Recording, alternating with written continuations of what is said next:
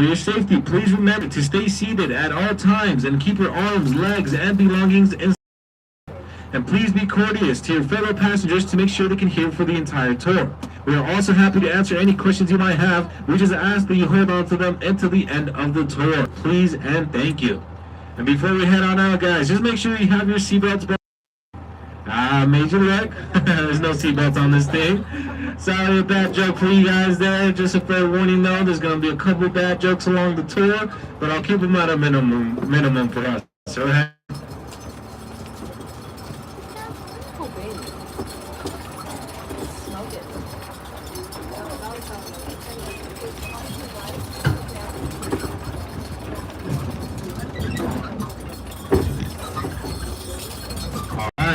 so we'll begin our tour with the museum's Navy and Marine airplane collection. Now many of these are carrier-based planes that perform the same jobs as land-based combat planes, fighters, and bombers, but also have to incorporate strengthened structures to withstand the forces of being catapulted off carrier decks and stop when landing on those ships. Now, taking off and landing on the ships is one of the most difficult jobs an aviator can have. The ship's runway is only 500 feet long, and there are only 4 cables stretched across it to catch and hook onto the bottom of the plane. I also add in the fact that the runway is moving away from you at 35 miles per hour and bouncing up and down as much as 30 feet at a time. So being a highly skilled pilot is a must for these planes. And I always like to point out the bottom rear of those planes where you can see those hooks that would be used to catch on and hook onto those carrier decks. Now the first plane we are highlighting here today is on the left-hand side in the Blue Angels colors of blue and yellow. Here we have the McDonnell Douglas F-18 Hornet. Now the Hornet is currently one of the fighters used by both the U.S. Navy and U.S. Marine Corps. They have been in service since the early 1980s, and later versions are expected to remain in use for the foreseeable future. This one flew with the U.S. Navy's Blue Angels aerobatic team for several years before being retired in 2013.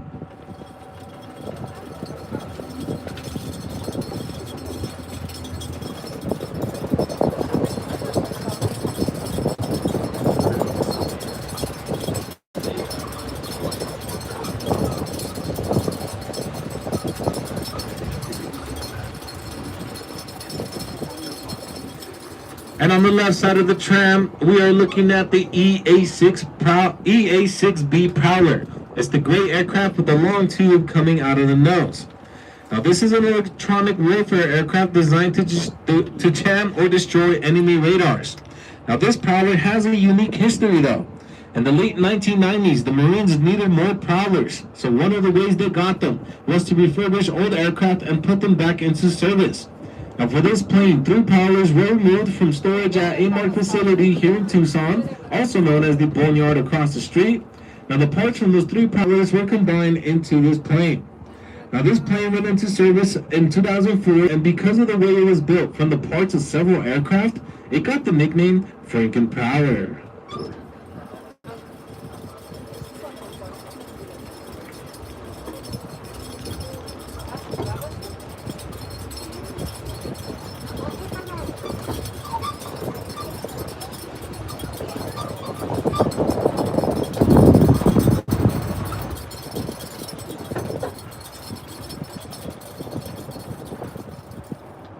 And on the right side of the tram, we have the 2-seat trainer version of Great Britain's first jet fighter, the Gloucester Meteor. It's the one with the brown and green camouflage there on the right. Now, Meteors were the only Allied jet to see combat during World War II. And the 2-seat trainer like this one was introduced after World War II in 1948, and over 700 trainers ended up being built for Great Britain and 7 foreign militaries. Now today there are still 2 Meteor trainers in use with Warren Baker Company to test ejection seats. And this one was restored using a night fighter because the original trainer nose was missing when the museum acquired the plane. I always like to ask, does anybody know where that nose is at? And if you continue looking to the right side of the tram, you will see many of the museum's other trainers. The military trainers generally have 2 seats, one for an instructor and one for the student. Now, prospective pilots are first instructed in the basics of science of flight, like how to take off, land, and control a plane in the air. That training is often conducted in small propeller-driven aircraft. And once the basics are mastered, pilots move up to more sophisticated, faster, and often jet-powered aircraft. But it is not until the pilot starts to train in the actual plane they intended as a two-seat supersonic jet trainer and light attack aircraft. In the end, though, the Jaguar was designed as a single-seat interceptor with nuclear capability. And this one flew with the British Royal Air Force during the first Gulf War. And the unique color of this plane is known as desert pink, and the color provided effective camouflage during operations in the desert sands of the Middle East. It also blends in pretty well here in Tucson.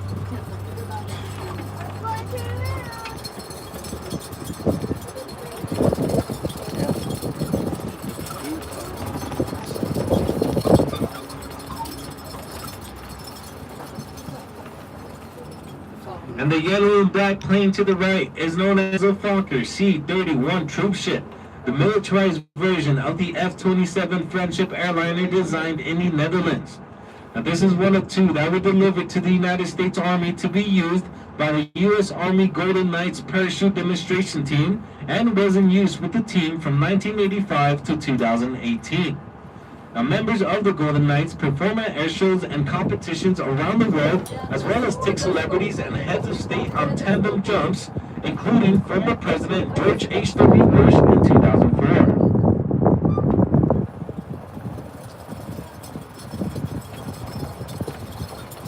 And the next collection of aircraft you'll see on the right are VIP transports. Now these aircraft are used to provide personal transportation to high-ranking military officers and government officials. Now they are generally commercial airliners that have been fitted with modified executive seating. Now the first VIP transport we see is a triple-tailed Lockheed VC-121 Constellation. It's the silver one there on your right. And it was used by General Dwight Eisenhower when he was commander of Allied forces in Europe after World War II. And it's named Columbine after the state flower of Colorado, and you can see the flower represented on the nose of the plane.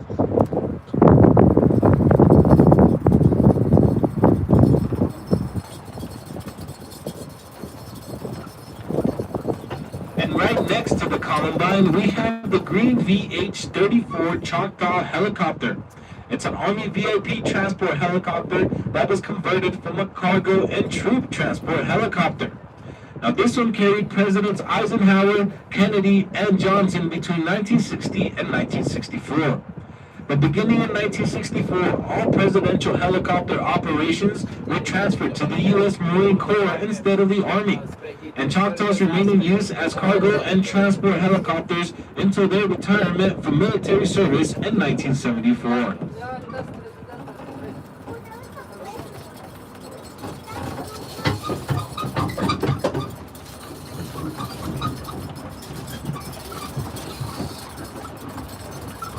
Looks like it.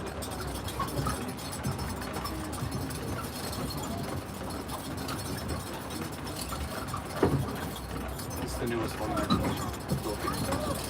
They just got this.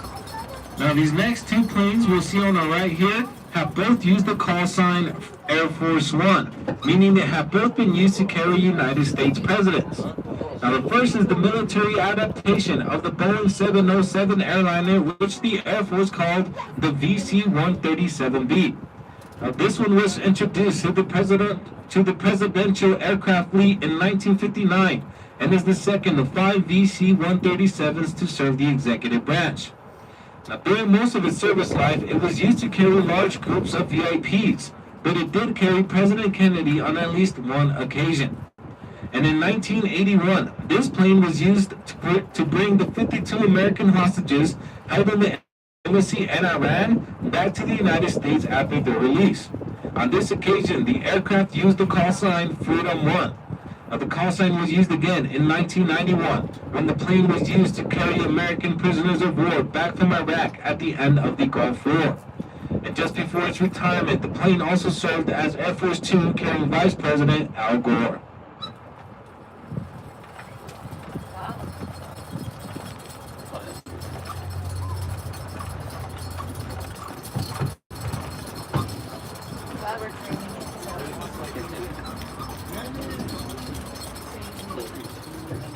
And the next Air Force One that we see here on with the propellers is the Douglas VC-118A Liftmaster. Now this plane is based on the Douglas DC-6 airliner, and it's the last propeller-driven to be assigned as the primary aircraft for the President of the United States. It served both Presidents Kennedy and Johnson. And while both men preferred to fly on the larger, faster, jet-powered VC-137s like the one we just saw, this aircraft was kept because many airports at the time were too small for the big jets. So this smaller aircraft was important to the Air Force One fleet.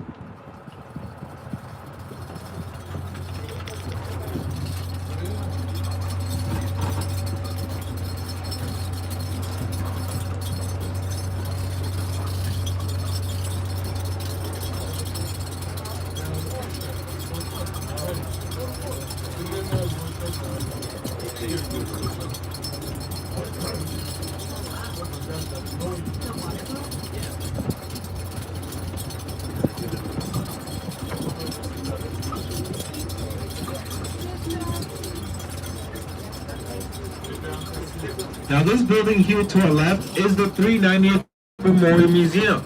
Now they have a restored World War II B-17 Flying Fortress displayed inside, as well as artifacts from the 390th Bomb Group. And while the museum operates separately from the Pima Air and Space Museum, admission is free for all visitors. So you're welcome to walk back to this museum at the end of the tour. Thank you.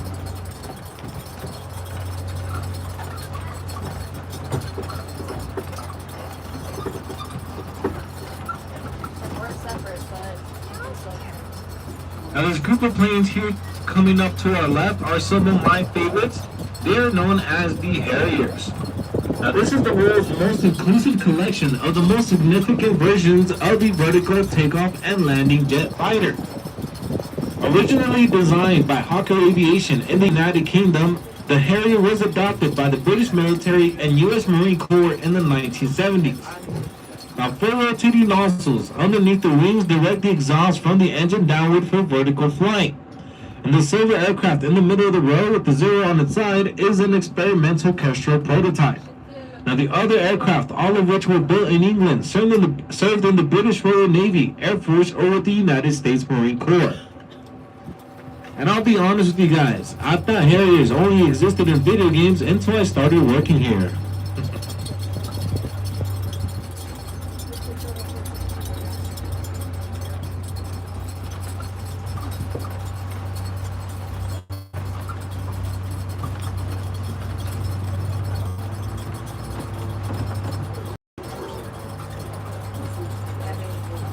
Is that Arizona National?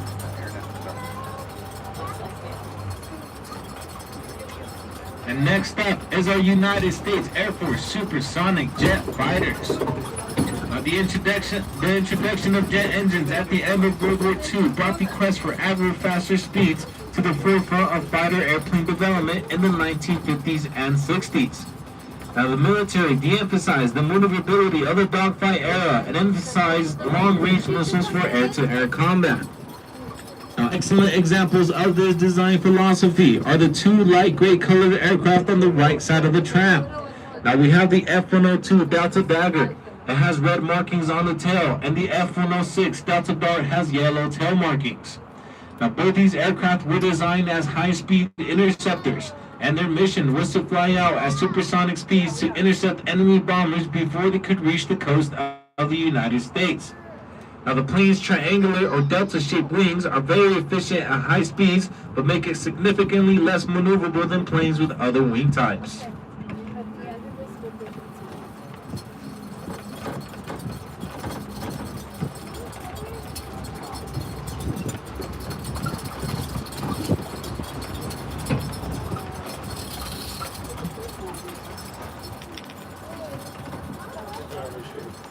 And as we turn the corner, if you look to the right at the silver aircraft with the orange lightning bolt on the side, you will see one of the United States' first jet fighters to go into production, the P-80 Shooting Star.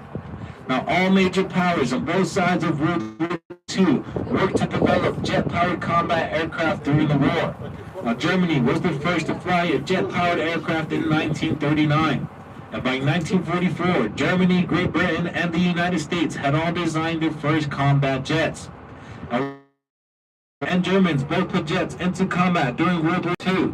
The United States jets like the P-80 did not see combat in the 1950s during the Korean War, where they were used for air support of ground troops.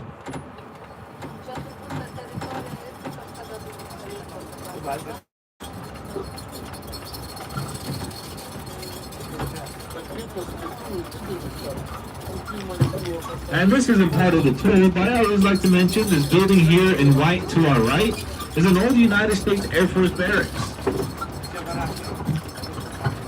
Now guests used to be able to take tours inside, but it was later deemed not safe to do so.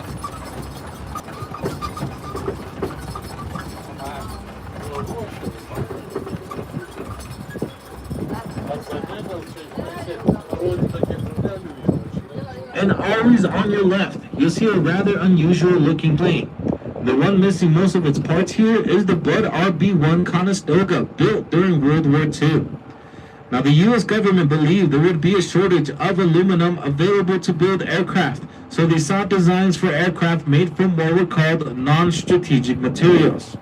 This generally referred to wood, but Bud Company, who built railway cars, experimented with spot welded stainless steel, and there was early interest from the Army and Navy for this plane. But the expected aluminum shortage never developed, and only 17 Conestogas were built. And this one was used by some freight companies, but was eventually abandoned for many years at the airport in Douglas, Arizona. It was then donated to the museum in its current condition in 1978.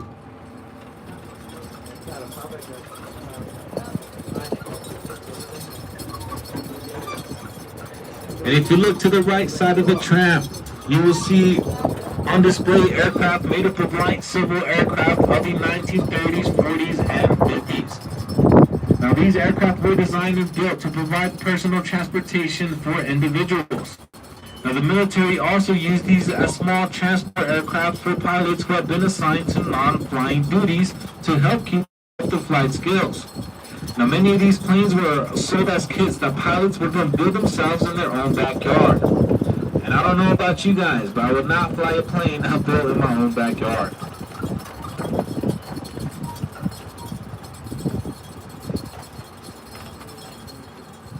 And on our right, with silver aircraft, we have the Snow S-2A Crop Duster, the bright yellow one there. Now aircraft such as these are vital to the agricultural industry. They're used to spray fertilizers and pesticides on crops and farmlands. And pilots who fly these aircraft are highly trained in all aspects of aerial application, from safe pesticide use and entomology to flight skills. And the next group of aircraft can be found on the left side of the tram. They are airliners developed in the 1940s and 50s. Now the first plane in this group is the Vickers Viscount airliner, the plane with the turboprop engines. Now the Vickers Viscount is the world's first propeller turbine airliner. It was designed and built by Vickers Armstrong of Great Britain. Now 445 Viscounts were made from 1948 to 1964, and the aircraft flew for over 60 years, with the last Viscount retiring in 2008. And the plane on display here at the museum was the first turboprop airliner in North America. It flew from Toronto to New York City for Trans-Canada Airlines, holding 40 to 63 passengers and 3 to 4 crew members.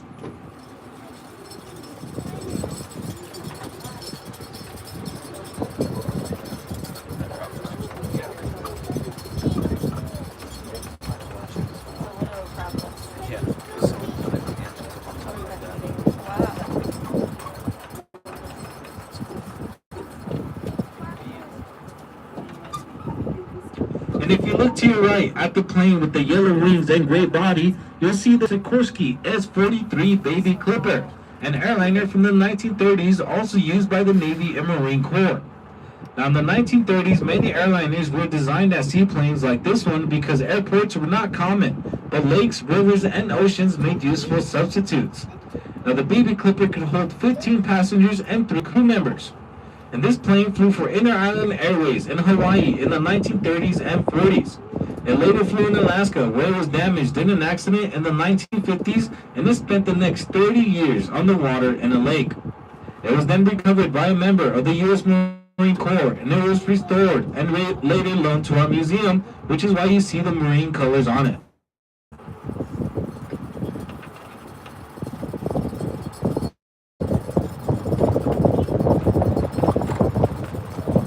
also not part of the tour, but I always like to mention over there to the left is the restoration hangar. That's where a great restoration team works to make sure all of our vehicles, helicopters, and planes can be put up for display.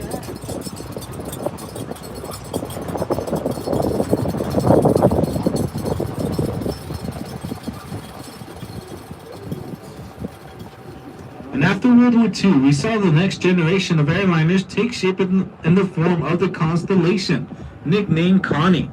This was due to new built airports during World War II. Now the Connie is the silver plane on your right with the Trans World Airline, or TWA, in red. It was one of the first long-range civilian airliners to go into service after the war, carrying between 44 to 81 passengers and 6 crew members. Now this aircraft is the 10th Connie built and the oldest one left in the world. And it flew briefly with the U.S. Army Air Forces in 1946 and then returned to Lockheed and resold to Trans World Airline, where it flew from 1947 to 1961.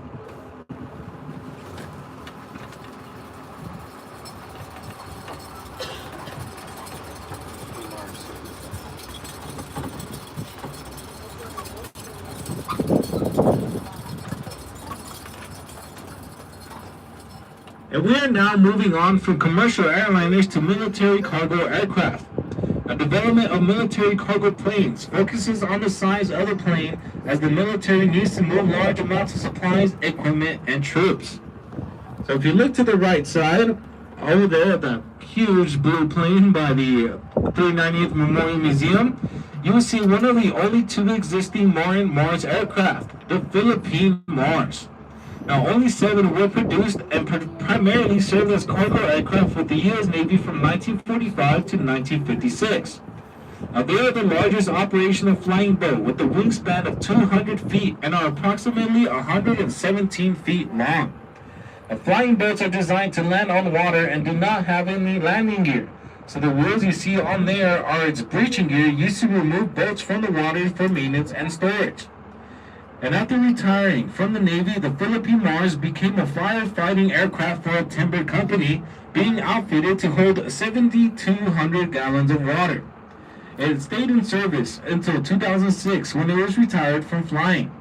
And in February of 2025, it took its final flight from Sprout Lake, Canada to Lake Pleasant, Arizona.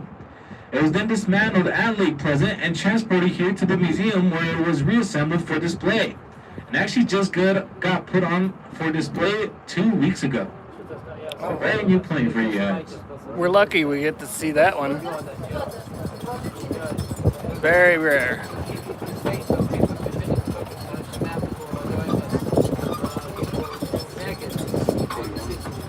The CEO of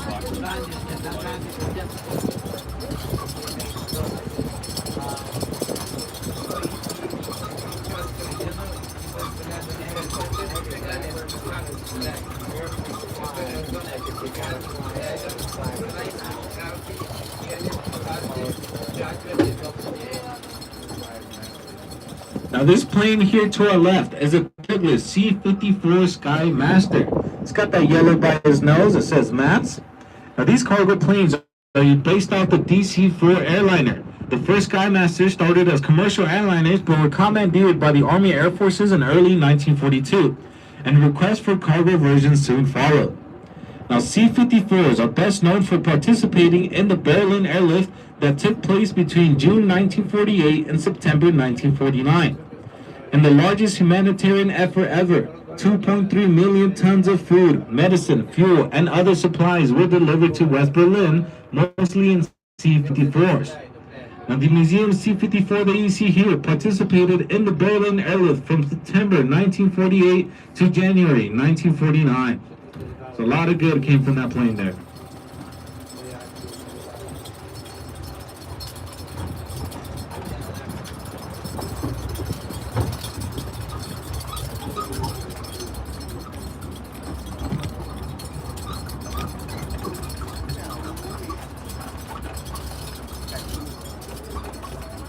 Now, to the left, we have 2 identical aircraft. They are known as the C-130 Hercules, one of the most popular planes. Now, these cargo planes have been in military and civilian use since the 1950s, and advanced versions of them are still in production today. Now the green one here is and the gray one that we will be passing up right up ahead to the left as well was specifically modified to deliver supplies to the research centers in the North and South Pole by using the large skis you see on the landing gear for taking off and landing in the snow. So you'll be able to see those skis a lot better once we drive by it underneath that landing gear.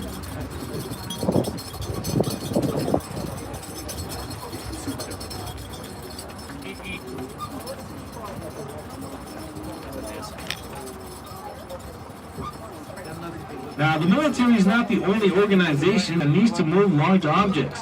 NASA also has a need for very large cargo planes. If you look to your right, you will not see a blimp, you will see the Super Guppy, the very large white aircraft with the inflated fuselage. It was built by combining parts from a 377 airliner and Air Force C-97 for NASA in the 1960s. And this is the first Guppy out of 5 that were built.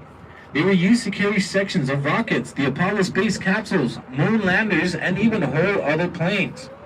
Now this Super Guppy was used by NASA until 1991 when it was retired in favor of new Super Guppies. And the last cargo this one carried before it was retired was the Hubble Space Telescope.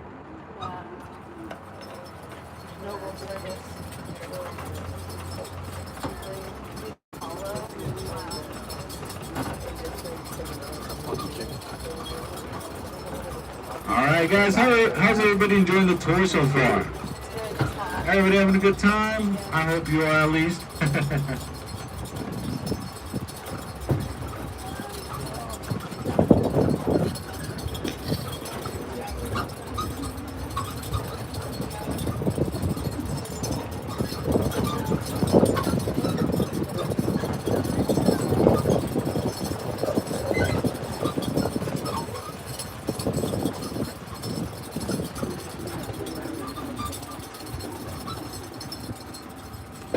And if you look to your left at the plane with the red cross on the tail and underneath the wings, you will see the type of plane that the Super Guppy was built from.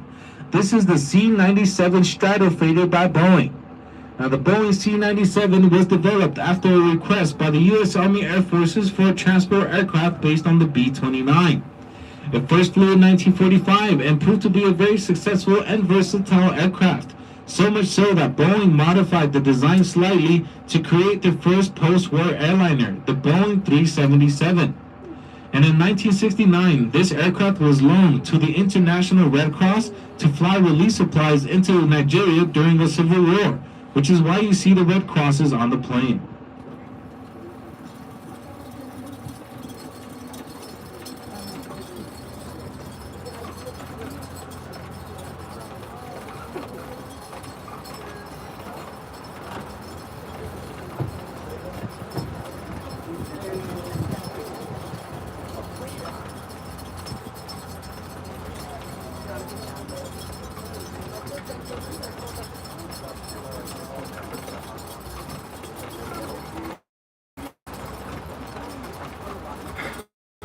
Now, while airplanes are used in all different capacities in the military, one of the greatest restrictions on planes is how far they can fly before they need to land and refuel. Now, efforts to develop a way to refuel planes in the air began in the 1920s. However, it wasn't until the 1950s that a practical system for aerial refueling was developed. If you look to your left, you can see an aerial refuel, the KB-50 Super Fortress, the polished silver plane in the corner.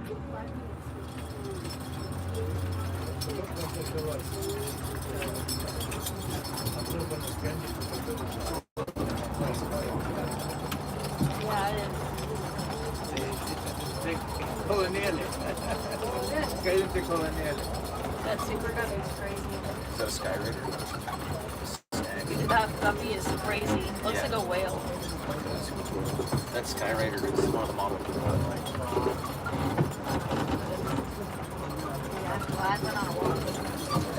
I did all And while being able to refuel in the air is important, the military also needed a way to detect approaching aircraft and submarines. Now, since World War II, the primary method of detecting approaching aircraft has been radar. And because radar only works in line of sight, the higher up the antenna is, the farther it. Now on the right side of the tram is a great aircraft development. This is known as the Avro Shackleton. Now you can see the large radome underneath the nose of the aircraft that houses the radar. It's also unique because of the use of contra-rotating propellers in which two propellers in line with each other turn in opposite directions. This makes the propellers more efficient and provides more power than one single propeller.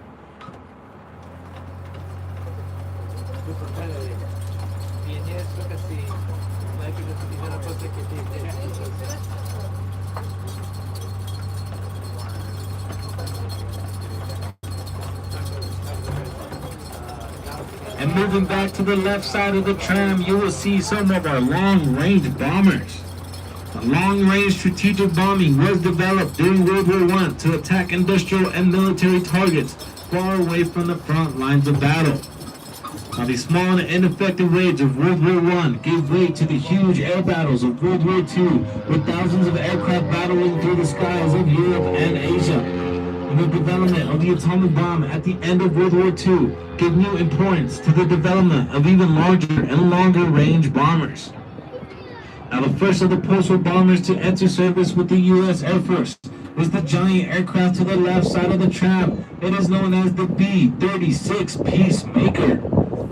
Now, this is the largest bomber to ever serve in the U.S. Air Force and used 6 of the most powerful piston engines ever developed. Now, the B-36 was the last propeller-driven strategic bomber used by the United States, and it went into service in 1949, but it was already becoming obsolete, and its replacement flew only 3 years later in 1952.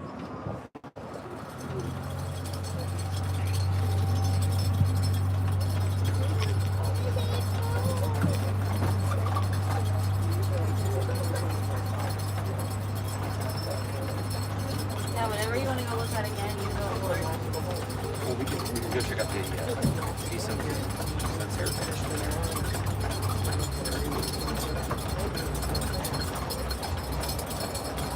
I get another ice cream. Maybe that's the huge plane. They do?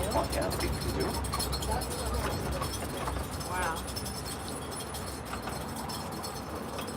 And next on your left is the B-52 Stratofortress, nicknamed Valkyrie.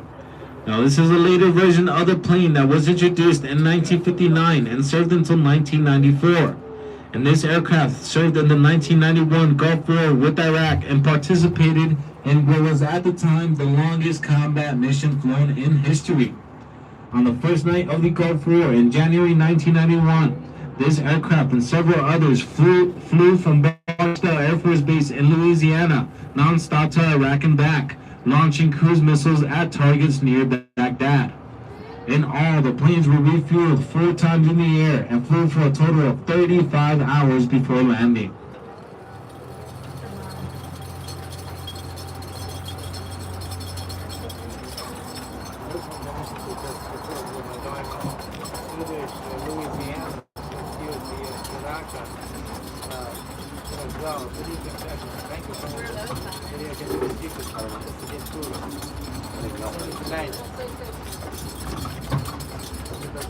Like this little set right here. Yeah.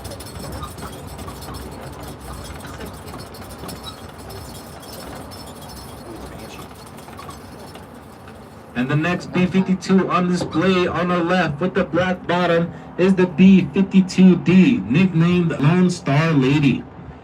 Now, this version began flying in 1956 and was the main version of the aircraft used in the Vietnam War. They were painted this way with the black on the bottom and green camouflage on top, since many of their missions over North Vietnam were flown at night.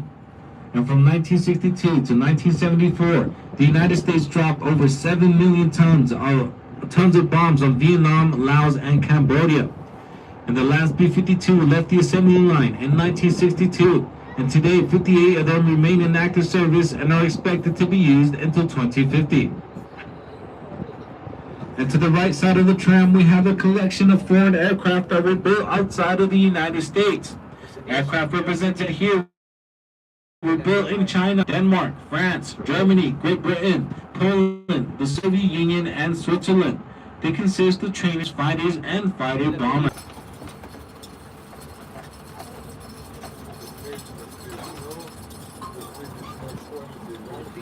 Now, the one we are highlighting is the English electric lining. It's the one with the circle and like a red stripe going over it. Now, the English electric lining is the only Mark II European-developed swept-wing fighter operated by the Royal Air Force.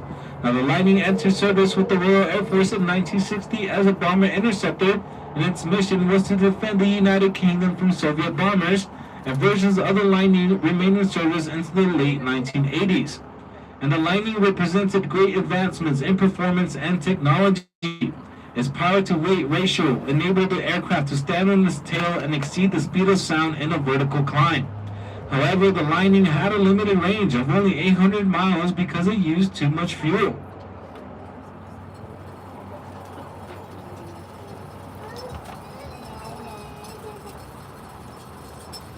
And the next series of aircraft, also on the right, are Soviet-designed jet fighters. The earliest and the first on the road with the 038 on its side is a two-seat MiG-15 trainer dating from the 1950s. Now, while all these aircraft were designed in the Soviet Union, many of the examples here were actually built in other countries such as China and Poland. Now, the latest, the last on the road, has a Blue 53 on its belly. Is a MiG-29 interceptor that was introduced in the late 1980s.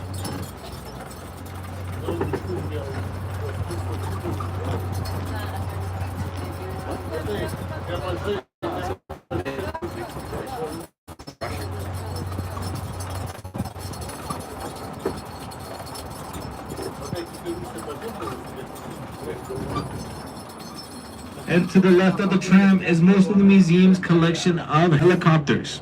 Initially developed in the 1930s, helicopters are designed to take off and land vertically, thus eliminating the need for large open areas. They have found extensive use in the military, carrying troops, cargo, and as armed gunships. And civilian operators have also found them valuable for many different jobs, including law enforcement, search and rescue, air ambulances, firefighting, and cargo shipments. Now, the first helicopter we are highlighting is the green helicopter with the red cross on the nose. This is the Bell UH-1 Huey, which is one of the most widely used and popular helicopters. Now, the Huey was introduced by the U.S. Army during the Vietnam War, and it became one of the symbols of American involvement in the war. And this one is marked as a medical evacuation aircraft, responsible for taking wounded soldiers from the battlefield to hospitals. And the use of these helicopters saved the lives of many soldiers who would have died before they could reach treatment had the med evac helicopters not been available.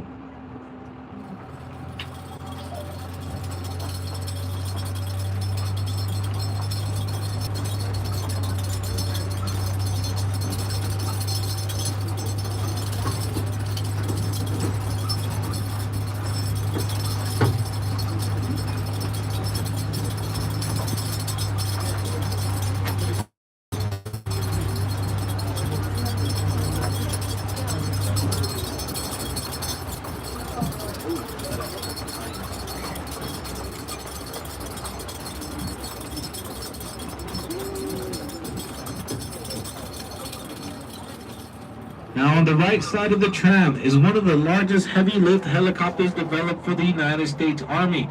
This is known as the Sky Crane. Now, in the 1960s, the Army was looking for a heavy-lift helicopter capable of carrying large objects such as artillery pieces, small vehicles, and large amounts of other cargo. Now, this helicopter can carry 27,000 pounds. And since their retirement from the military in the early 90s, the Sky Crane has seen extensive use in fighting forest fires and in the logging and construction industries. And on the other side of the tram, on your left, is the MiL-24D attack helicopter known to NATO as Hind. It's a unique Soviet-designed helicopter that does not have a Western counterpart, and it was an attempt to